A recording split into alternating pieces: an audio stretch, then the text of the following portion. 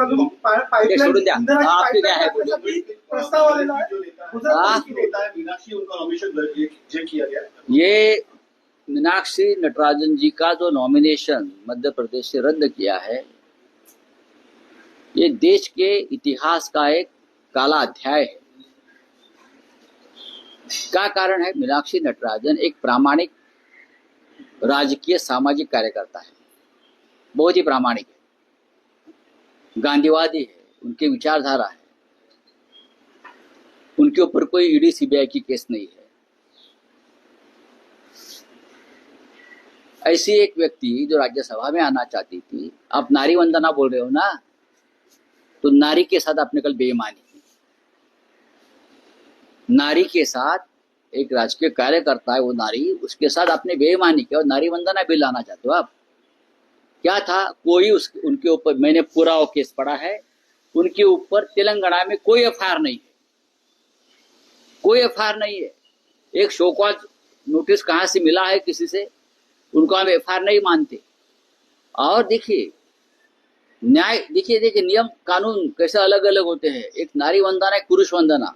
उद्योगपति परिमल नाथवानी जी झारखंड से चुनाव लड़ रहे हैं, बीजेपी पुरस्कृत, बीजेपी स्पॉन्सर.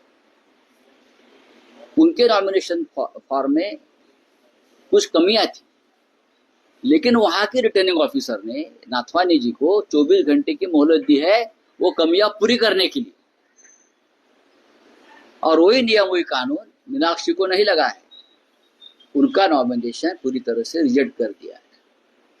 ये लोकशाही नहीं, लोकतंत्र का हत्या है, मर्डर है, बेईमानी है. और मोदी जी को जो 12 साल हुए हैं ना, मोदी जी अगर सचमुच अच्छे इंसान होते तो हम उनका जरूर स्वागत करते.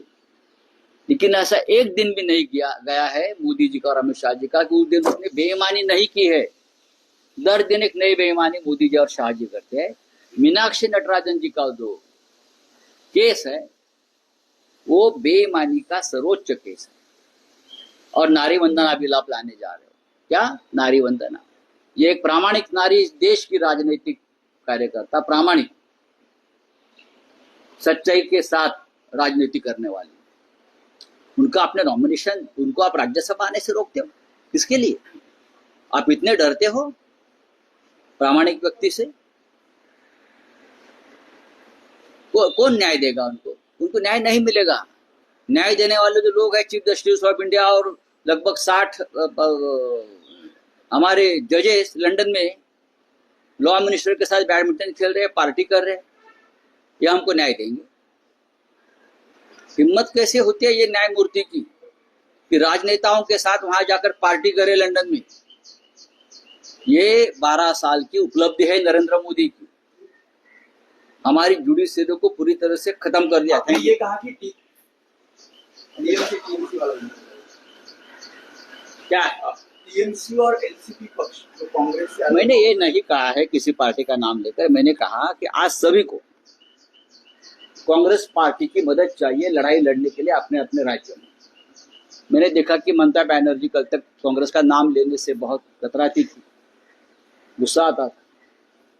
लेकिन जब संकट में आ गई, जब उनके ऊपर हमले शुरू हो गए, उनको हराया गया, तब सबसे पहले उनको कांग्रेस की याद आ गई. होना चाहिए ऐसा. तो मैंने कहा कि आप, ये समय है कि कांग्रेस पार्टी से जो जो फैक्शन बाहर निकले थे, नेता बाहर निकले थे और उसने अपने अपने दल खड़े किए, चाहे महाराष्ट्र हो, चाहे पश्चिम बंगाल हो, चाहे उड़ीसा हो, चाहे तेलंगाना हो, चाहे आंध्र हो, सभी ने कांग्रेस में आकर कांग्रेस के झंडे के नीचे अपनी नई शुरुआत करनी चाहिए और कांग्रेस को मजबूत करना चाहिए. आघाड़ी की मीटिंग में भी आपने ये बात कही है. ठीक है, बात चली है, बात चलती रहे.